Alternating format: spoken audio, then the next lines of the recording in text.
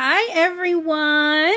It's good to be back today with the Joy After Grief podcast, formerly called Junkin' for Joy podcast. I just decided I wanted to broaden my mission a little bit more, and we were still talking about junk journaling. So don't worry, we just won't be talking about it every episode anymore. And I wanted us to have a more broad feeling of what this mission was about.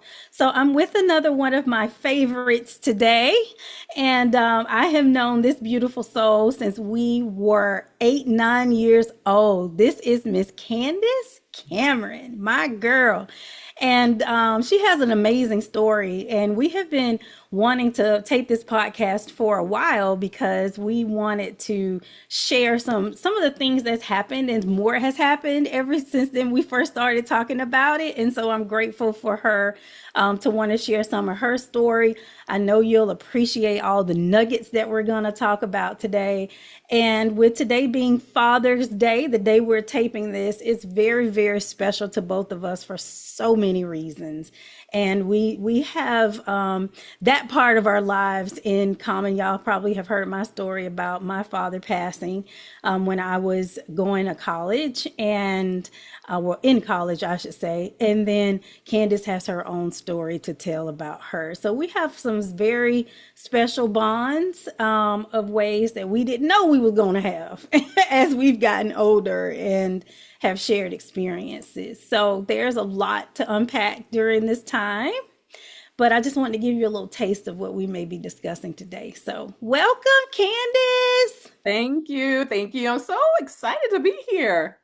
Yes, and I you look always so, enjoy a moment to be able to connect with you is always a great thing. So we thank you have for having fun, me. don't we? We do all the time. We have fun, and you never know when you're going to be reconnected with someone. We went years not talking, not sharing, and then one day I think I called you, or we just decided to reconnect some kind of way. And over the last couple months, we hadn't let each other go. So this Mhm.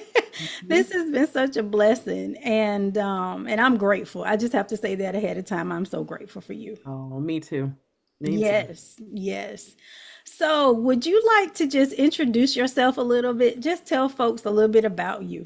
Yeah, so Candice Cameron, I am a mother to a 12-year-old, so he's about to be 13. Yay. I'm excited about, you know, for the middle school years. But he's a great kid. I am an HR director currently as my career. I also am a life coach, leadership coach as well, HR consultant. So I dibble and dabble in a lot of things, HR and life coach arena type things. Um, yeah, I love to salsa dance. I'm getting back into that. And yeah, I'm just really focused on being a parent at this point. I did everything in my 20s and my 30s. So now it's just me focusing on being the best mom that I can be and also my career. Yeah, and this experience, these stories that we want to share in people's lives, it's all about resilience. It's all about navigating life. It's not just one particular thing, it's all the different seasons of life. So you have had many different seasons of life and experienced varieties of things during those seasons. And so I want to share a little bit about your most recent experience that you've had, because you can share a lot of different ones decade wise. Like you say, I went through this in my 20s, this in my 30s. And so, and with today, we wanted to just sort of talk a little bit about what you experienced with your dad's passing, and just a little bit of what that part was about. And then I want to share about your own personal journey that you've walked in the last couple months. But Yeah. we want people to know that you can make it after you have had a death in your family. And both of us have had our fathers pass away so young. So tell us a little bit about your experience with that. Yeah, so my dad passed away when I was 23. So that was in 99. And he unfortunately was diagnosed with stage 4 cancer. They found it as a brain tumor, but they after, doing a little bit more digging, they found out that it was actually lung cancer first, and then it got so bad it spread into his brain and started tumors in his brain. So, I would say about after he was diagnosed, they did um, surgery to remove the brain tumor, and he was never really the same after that again. So it was a hard time watching this strong man, right? The strong, loving man who was full of life and the life of the party and energy and all of the things become this person that really withered away in front of my eyes. So that was super painful for me. It was super painful. So I would say, yeah, it was almost to the year exactly when he was diagnosed that he passed away at the age of 56. So, yep, diagnosed in 98 and he passed away in 99.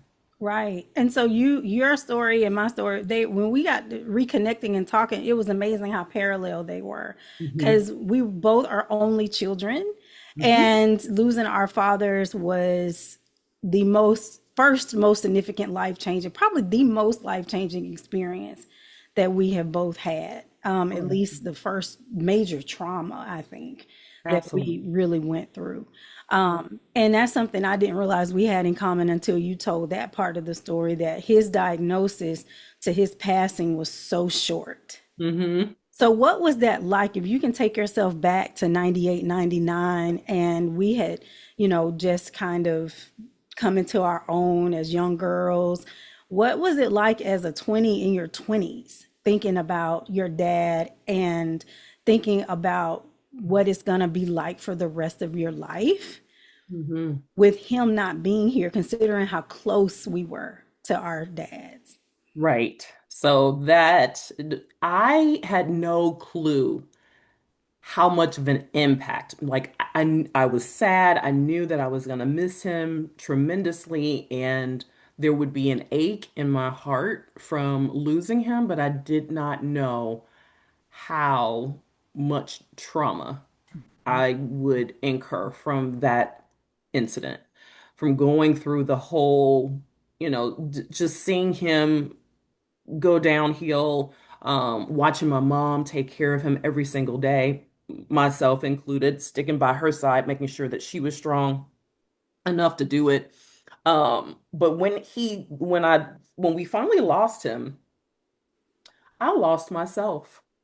I lost my identity in who I was, and I just spiraled. I just went downhill. I think that was probably me hitting rock bottom. One of the times I hit rock bottom was when my dad passed away, and I went into this deep depression. And it was just not a good time for me. I was doing things that I should not have been doing. It was just really bad. And it was like that for quite a long time. Hmm. Did you, when you talk about the trauma, it sneaks up on you later, doesn't it? Like I think that part of us has this resilience when something like that happens. You have to take care of the loved one. You have to get them buried. You have to go through all the funeral stuff. You have to deal with the family and friends that come by and that want to comfort you. And then there's the silence, isn't it? Right? There is the first holiday without them. There's the birthday. But then there's also a grieving spouse that's left behind, that you witness this person that is now no longer the same as well. So I feel like there's this different elements of trauma. There's the initial trauma of it, but Hmm. then there's the trauma that happens after the fact. And that's the part of grief that I don't think we talk about as much. Hmm. And when we have these experiences like that, everybody runs to your rescue at the beginning, Right. right? You have a house Right. full of people, you got the fried chicken, you got the mac and Right. cheese. I was like, if I see another bucket. of fried chicken, I'm going to go bananas, right? Like everybody Right. tries to do what they can Yeah. and then they're gone. Yeah. I remember distinctly. I remember thinking to myself, I was so angry because the world just went on. It just kept going. And I was like, how can everybody just go on with their lives when this man is no longer here? Mhm. And but he was that much a part of my world and who I was. So I couldn't fathom how other people were still, it was just amazing how just life went on as usual. So that was Mhm. I remember that being a shock to me, something very new, that feeling of, wow, Mhm. I really am alone. I felt so lonely when I came to that conclusion that, life just goes on. Um, Yeah. so that was my first time really having to wrap my brain around that aspect of death as Mhm. well. So Yeah, how to keep moving forward. how to keep moving forward and just watching everybody else, move forward like nothing happened as well. So I mean, I had to, that was a lesson in itself. Being so young. And people think Mhm. about the time you're in your 20s, oh, you're older, you can handle it, or, you're not a child, so they don't really know how to help you grieve because you're not a little girl or a little kid per Right. se, but you're still your daddy's little girl. And it's just like, what do you do when you just know he's not coming back? You said you lost your identity. And I'm Mhm. wondering if you're speaking from years of reflection now that we have had, where you Mhm. realize so much of that was happening to you, versus did you really know this up front? And what does that mean to you when you say, I lost my identity? Um, I think I caught on to the gravity of that fairly quickly. I want to say probably within the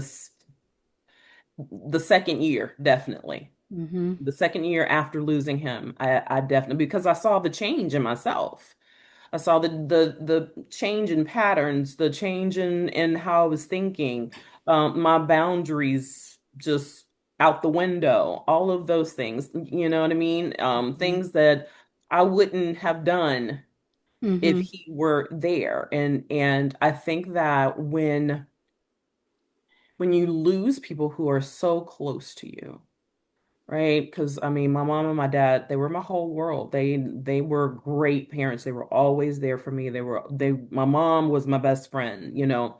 Um, so going through that process was it was very eye-opening. And I would say about the second year, I knew I didn't know myself anymore. Mm-hmm. And I Mm-hmm. didn't know how to get myself back either. Yes.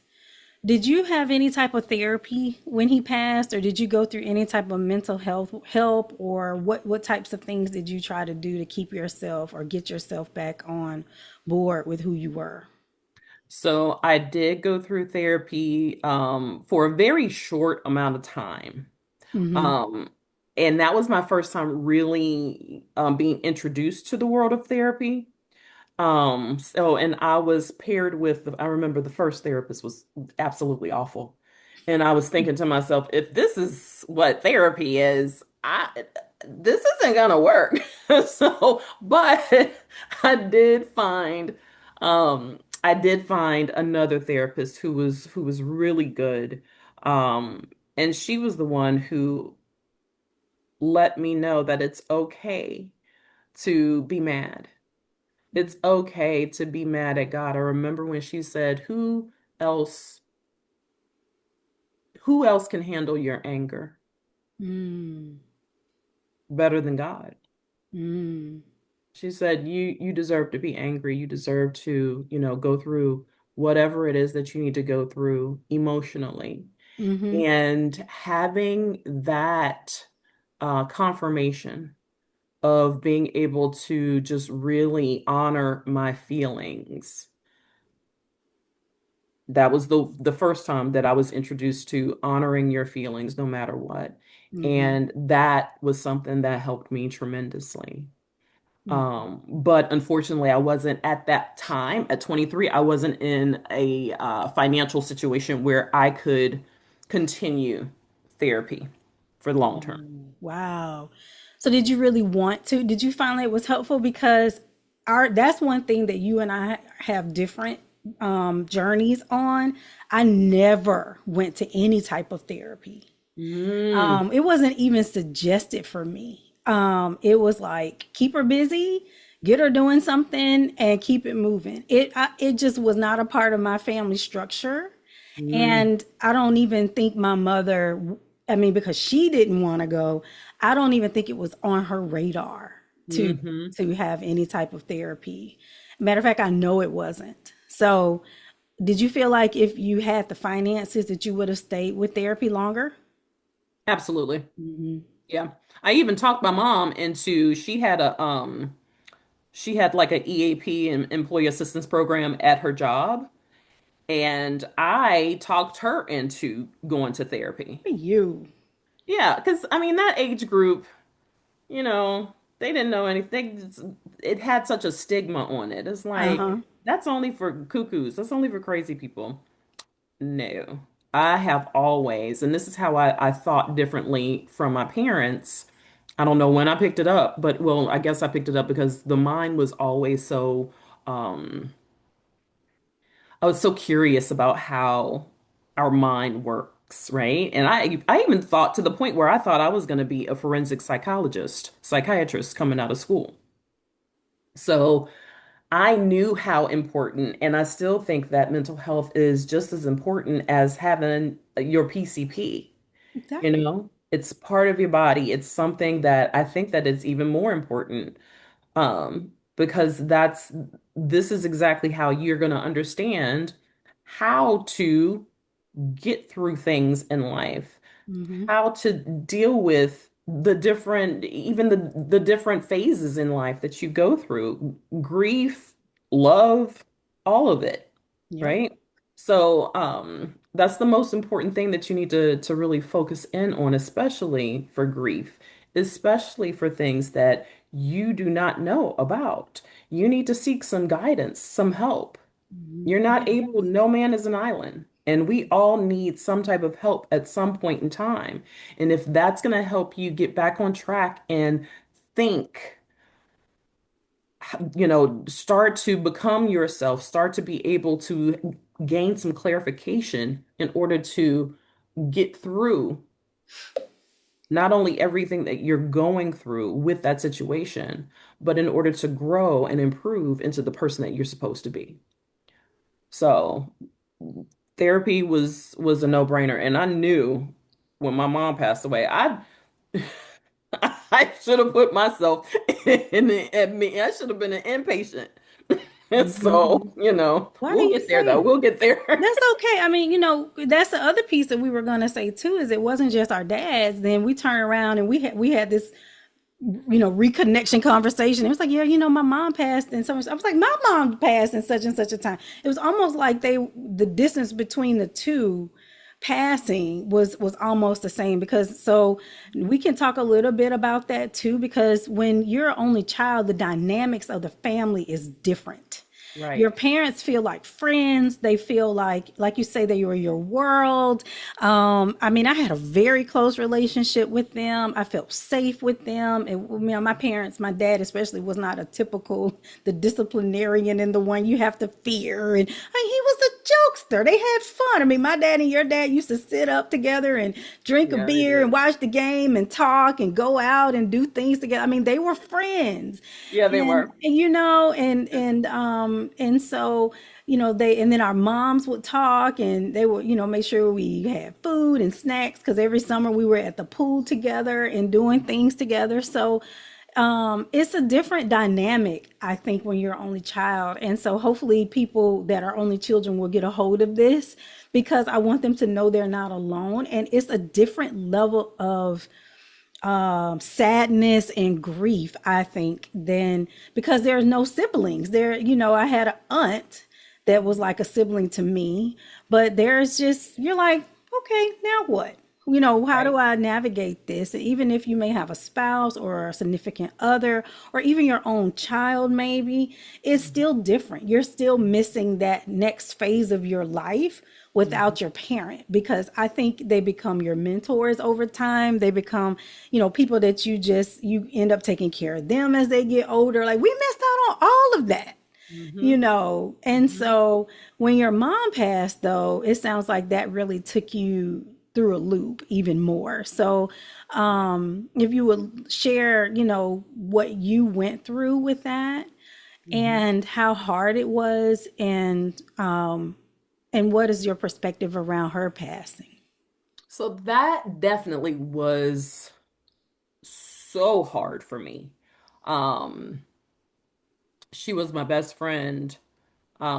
Just like you said, as an only child, you tend to have a different type of relationship with your parents. And we, especially after my dad passed, like we were each other's rock, right? So Mm-hmm. we supported each other through that grieving process. We did it together and also separately. Everybody has their own journey to go on, right? Mm-hmm. But overall, we were each other's rock after my father passed. So we got even closer, right? Mm-hmm. So my mother, she passed from anaphylactic shock. Suddenly. So suddenly, I was at home. After that, I was diagnosed with PTSD because I was at home upstairs. I was in school at the time. Um, and this was 2011 at this point. And I heard her gasping for air. And when I tell you I got down the stairs in two steps, and there was like 20 steps leading, in my house to get down. I made it in two. And I checked on her and I could see that she couldn't breathe. And so I, did all the things and I ended up having to do CPR. I called 911. It seemed like they took forever. Um, and pretty much she was in the hospital for a week, 1 week.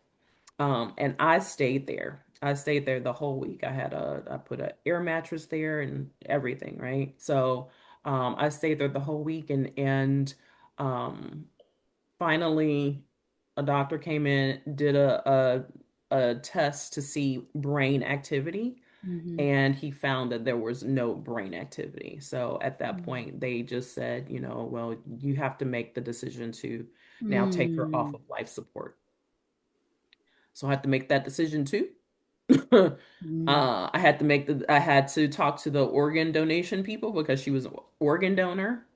Um, I had to plan her funeral, get in contact with everybody, those are only child things that you have to do. And I am more of a person where I don't break down until after everything is done, Me too. right? So I'm the person you want in what the chaos, In the right? crisis. Because I'm Yes. I'm going to be strategic the whole way. There is Yep. no I can't afford to be emotional at that time. But when all the dust settles and everything, that's when that was it. Mm-hmm. That was it. I swear the only thing that held me together mentally was the fact that when my mom saw how bad it was for me when my dad passed away, she actually sat me down and had a conversation with me about when she passed. She said, when I pass, these are the things that I want you to do. She laid it all out for me. She gave me a map of what she wanted me to accomplish, what she wanted me to do with my life. Mm-hmm. And so that gave me something to hold on to. And that's something that I'm going to pass along to my son as well because it helped me so much just to know exactly what my mother wanted me to do. It Mm-hmm. gave me something to focus on instead of just break down and try to figure out, okay, well, what do I do now? where do I Right. go now? What, or get so depressed and lost that I don't even know what it is I'm supposed to be doing anymore, right? Mm-hmm. So that was a gift that she gave to me to make sure that I stayed on track with where I needed to be, not only where I need to be, but how she, what she wanted for me. So that was definitely truly a gift. And at least gave me a piece of sanity, right? Mm-hmm. During the whole thing. Um, but it wasn't enough. It For just sure. it wasn't enough for me not to lose it in, some capacity. So while I was still working on the things that she wanted, that she laid out for me to handle and to accomplish, I was still not Mm-hmm. not all there. If Yeah. I could say, if I were ever insane, that would be the time that I was right after my mom passed away. It was like that's what broke me. Yeah, you make it through the grace of God. You make it. You don't, sometimes you don't even know how you make it. Right. And we talk about how the difference between the two deaths. See, one of the things that I think, if people can really understand, if you had to extract the wisdom of these experiences and how you grow, what you see, is I always say I'm grateful for the gift of time, Hmm. because unlike your mother's passing, you kind of had a year or so to prepare for your father's passing, right? Right.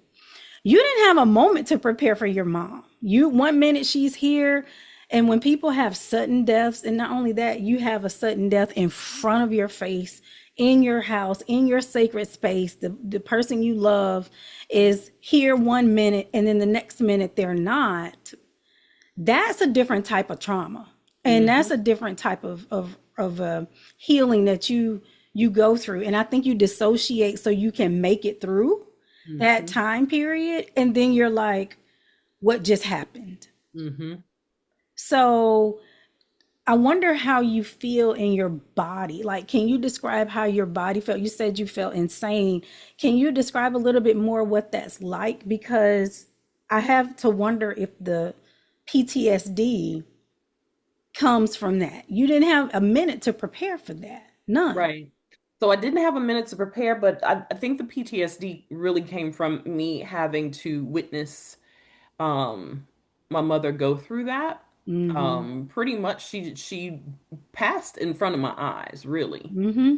I think that she held on for a little bit of time thereafter. I'm not exactly sure when the brain activity stopped, but I Yeah. know that she held on, and I know that she held on for some time because um she didn't want to leave me, Mm-hmm. right? Why I say that, not to think that she just knew she wanted to stay for me, but I say that because the last thing I said to her was, please don't leave me. Mm-hmm.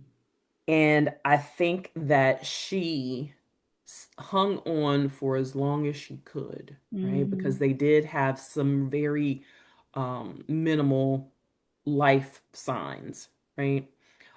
So that alone, just watching her pretty much pass in front of me and having to do CPR on her myself, and to keep her alive was traumatic.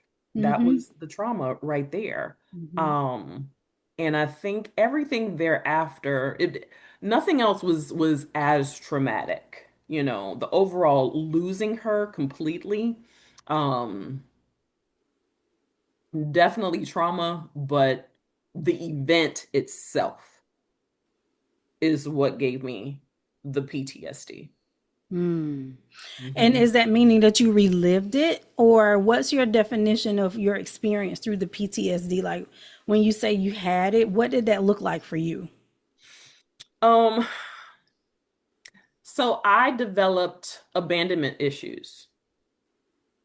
I developed abandonment issues. I was just so I tried desperately to fill the void of her love Mm, missing, right?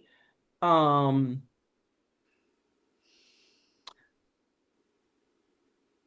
I had no standards. I had no boundaries at the time.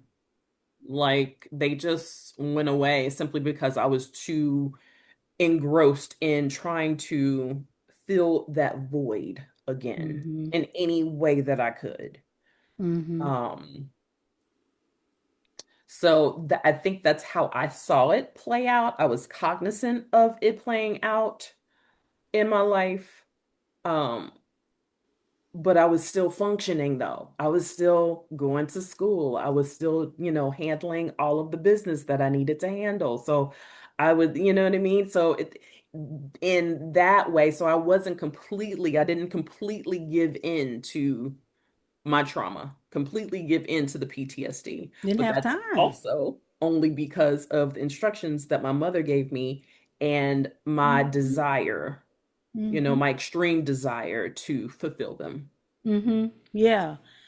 So, did you felt anger when your father passed? What's the big emotion that you think you felt? Because there's so many stages of grief. Anger is definitely one of the stages of grief, Hmm. and some people can stay in anger for a really long time, right? Hmm. Yep. Where do you think you felt the most with this, with your mother passing? What aspect of grief did you identify with the most? Confusion. Confusion was because I never got a clear answer. So to this day, there's Mm-hmm, still no closure on what she was allergic to. mm-hmm, They did an autopsy. I had my own personal private autopsy performed as well. And neither one of them, both of them came back inconclusive. mm, That alone, right?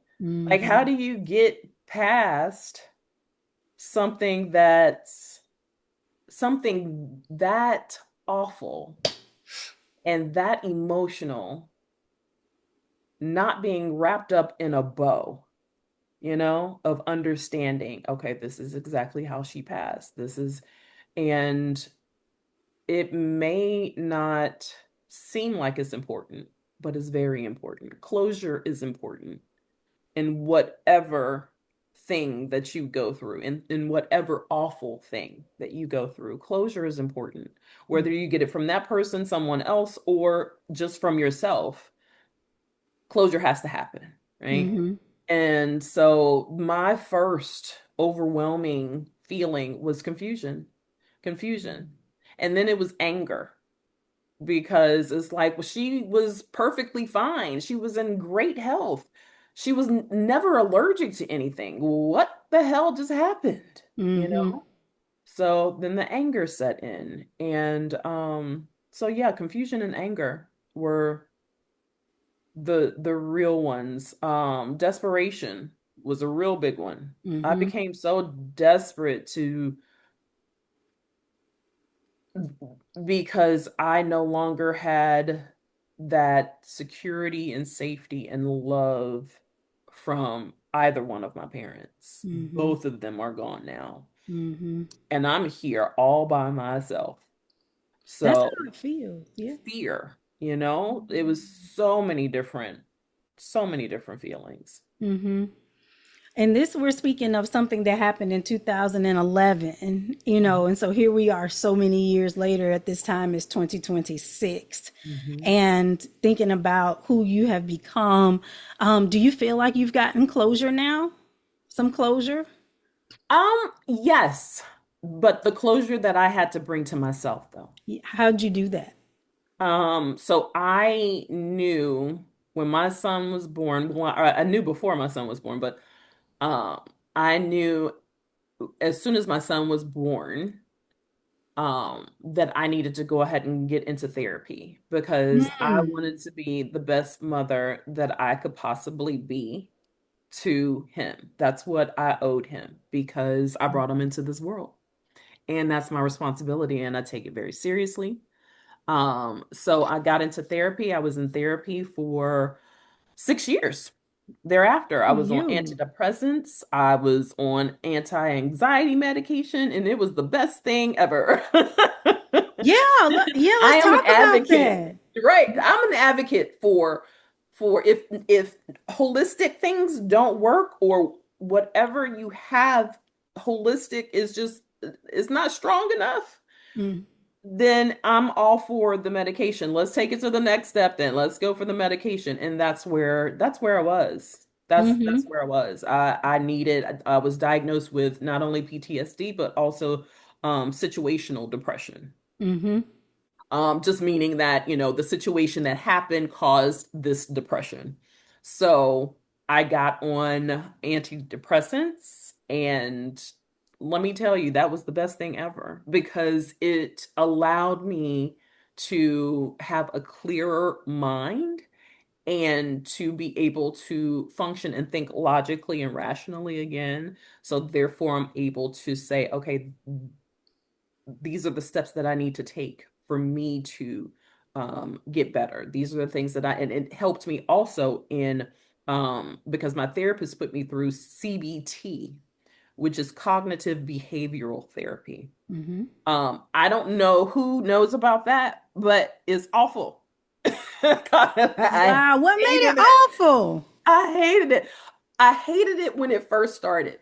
So cognitive behavioral therapy, to sum it up, because there's a lot of technical jargon around it, of course, right?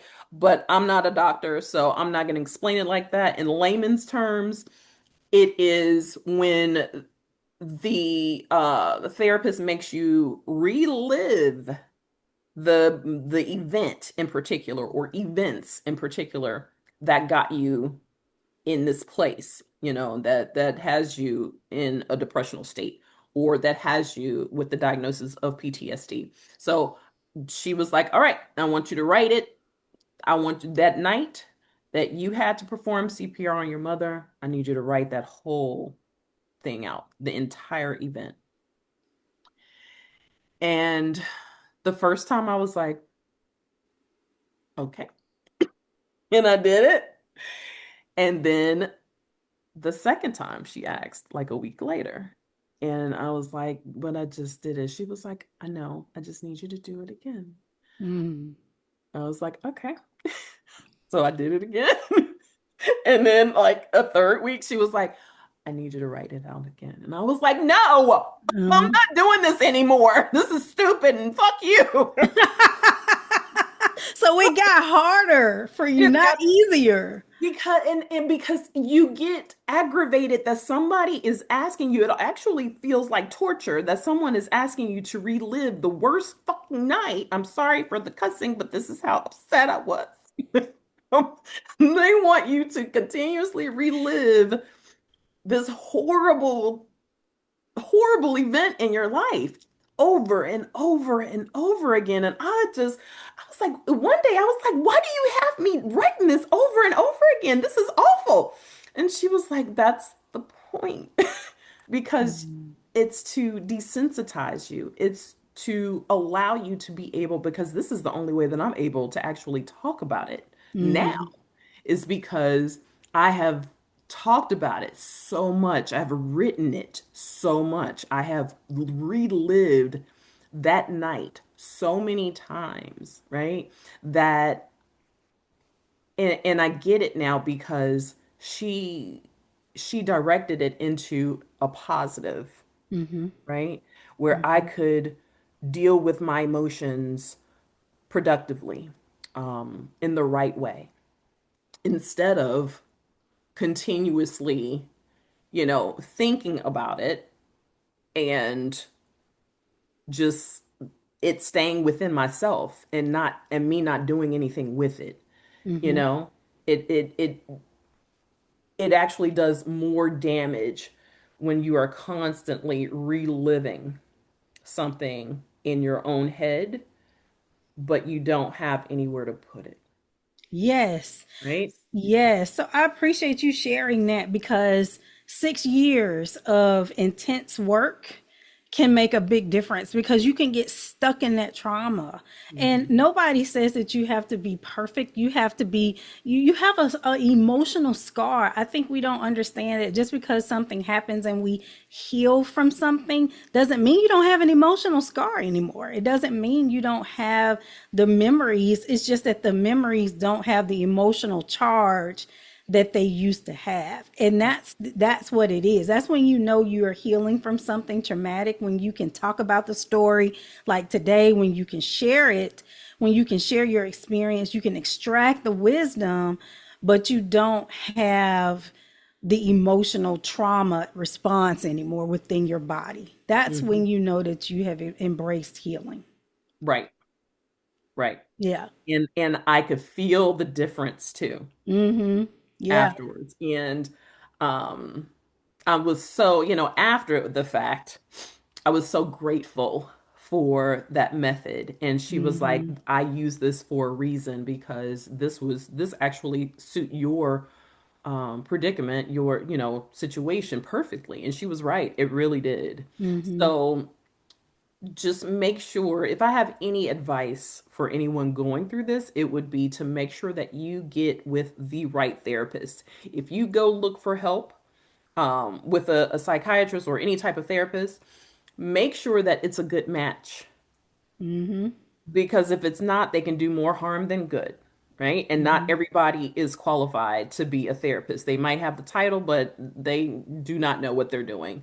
Make sure it's a good match because you will come out worse than you went in.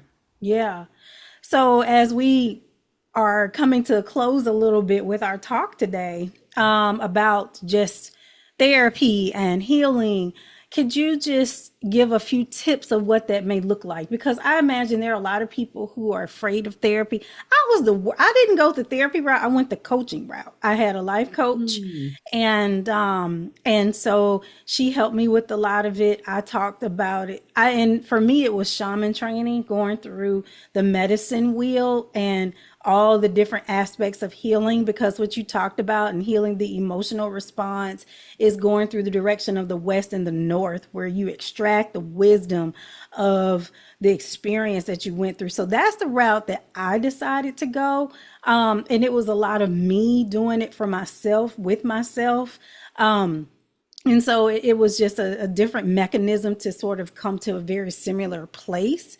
But what would you describe, from your perspective, to be one of the best qualities in a therapist? Because, like you're saying, it could cause you more harm than good, or it may not necessarily get you the results you want. I think there's two parts to that. One mhm, is the part on the therapist, and one is the willingness of the person receiving the therapy. You have to be an open vessel to allow yourself to become healing. And I was really, really hard to open up. I was a tough one to crack. I had this mhm, ego. I had this rock around my heart. I didn't want to feel vulnerable. It wasn't safe to feel vulnerable. And mhm, it took me, shoot, probably 6 months to a year to even get to a place where I could talk about my feelings. mhm. I think So, your situation is different though, simply because that was your community. And it's because you're a doctor. mhm, So that was your community. I feel like to a certain extent, it would have been harder for you just because you had some type of tie with them professionally, mhm.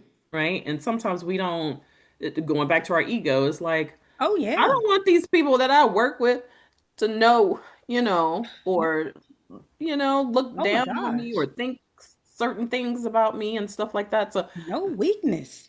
You can't have right. no weakness. But my coach is a doctor. And so I was actually more comfortable with her Hmm. than with someone that could not relate to the doctor journey as well as being a human being with Right. this experience. So that was sort of what I had to navigate. There are so many layers that, I mean, we will have to do a whole nother talk about this from my perspective, and we can. I definitely, yeah, I would like Yeah, that. if you want to. But I Hmm. want to hear what your thoughts are about what are some of the great qualities in your therapist or in a therapist that somebody can look for? So I think that it's important for them to really take their profession seriously and not be overwhelmed. You can always know when somebody's burnt out, where, if they're halfway listening to you, the next time you come, she or he don't really have notes, or they try to recap through you. Those are some red flags that you need to look for. People should be invested in wanting to help you and invested in hearing about what you've gone through, and um, be really interested in wanting to help you and see you through to the other side. They Mm-hmm. need to be a really good listener. I had, like, the very first therapist I had, she ended up talking to me about her Her stuff. problems. That's happened to me before. When I Like, girl, I'm here for me. I'm paying you for me. But anyway, so don't, no, I just knew. Sometimes you just bless your know. heart. Yeah. I mean, Right. once a healer, always a healer. Sometimes we're the strong one in the room, even when we don't realize it. Exactly right. Yeah. So, I mean, and I listened to her, but still, um, what else? I think that they should know different techniques.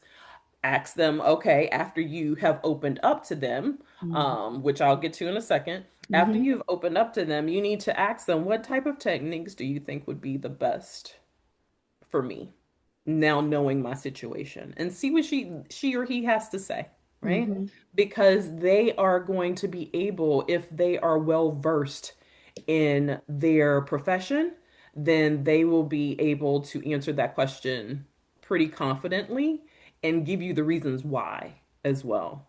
Gotcha. You want to be as invested as, you don't want to just take it, oh, well, the doc said, who cares? This is a partnership. It's called practicing medicine. Yeah, it goes both And ways. so, right, they're practicing on you. So you're a Goes both partner ways. because you know yourself better than they do. So always keep that in mind. And then on your part, make sure that you are telling the truth and nothing but the truth, because all you're going to do is waste your money.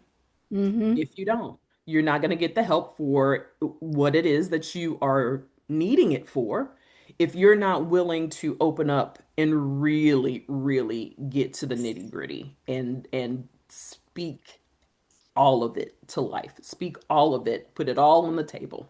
Mm-hmm. And you need safety for that. You need safety in order to be able to allow someone to work with you. Right. And that's what I didn't have. Safety has been huge for me. And I think it goes back to how I was raised, what I went through, and not even having that as an option. I would talk to my friends on the phone, but to have a professional or have a third party, my mom was a lot of that for me. And so when you're Yep. with the person that needs therapy too, you're kind of like both of y'all could benefit from some therapy. It's Yep. like the blind leading the blind, and you just work. Yep. That's what I did. I was thrown into work. I had a journey, I had a map. I was going to medical school, I was going to be a physician, and that is what you're going to follow your daddy. And this is what they tell you: your daddy would have wanted you, or your family would have wanted you to keep going. Your Right. daddy wouldn't Right. have wanted, because, like, I can talk about my story even more later, but I was in college and I didn't get the opportunity to stop. They wanted me to keep going through school. So I was the one that just kept going, and then I had to do my grieving through the loss of my mother after that, and during my career and how I felt. And it was a catastrophe. So, yeah. So I'm so grateful. I'm grateful for your journey. I'm grateful for your strength and your tenacity and your ability to come through this experience, no matter what you did or didn't do to cope. We have to give ourselves grace for that. We have to know that we're human. And sometimes we do things that we're not necessarily proud of in those traumatic responses, because you're really kind of out of it. You really aren't I whole. was myself. And whenever we've made decisions from that place, we just have to kind of nurture that version of ourselves and know that we are more important than the thing. right? Mm-hmm. Than the finances or the material things or the experiences that we may have done or the risky behaviors that we may have participated in or whatever. Like that's just a part of our journeys that we just honor with grace. And it's just a part of that wound. So I'm very proud of you. I'm honored to be your sister and your friend. Thank you too. And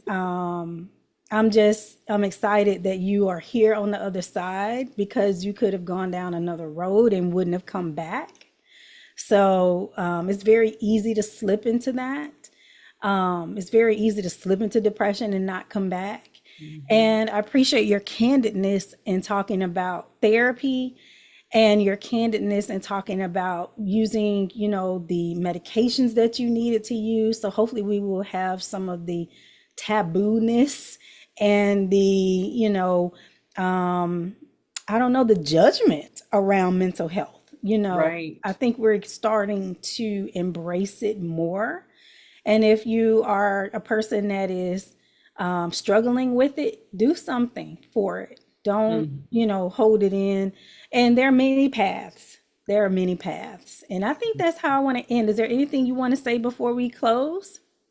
No, other than thank you so much, my sister. I love you so much. That means the world to me. You being proud of me. I'm proud of you as well, Proud of too. I you. want you to know that, but we're going to talk about your situation at a later date because I definitely want to hear about yours too. Yeah. And outside of that, outside of me just loving you, I want to say happy Father's Day to everybody. That's right. Thank you so much, Candice. And we have another taping, maybe two more at least, Okay. that we're going to do together. So look forward to seeing her cute little face again. So, all Wow. right. Love y'all. Thank you for Bye. joining.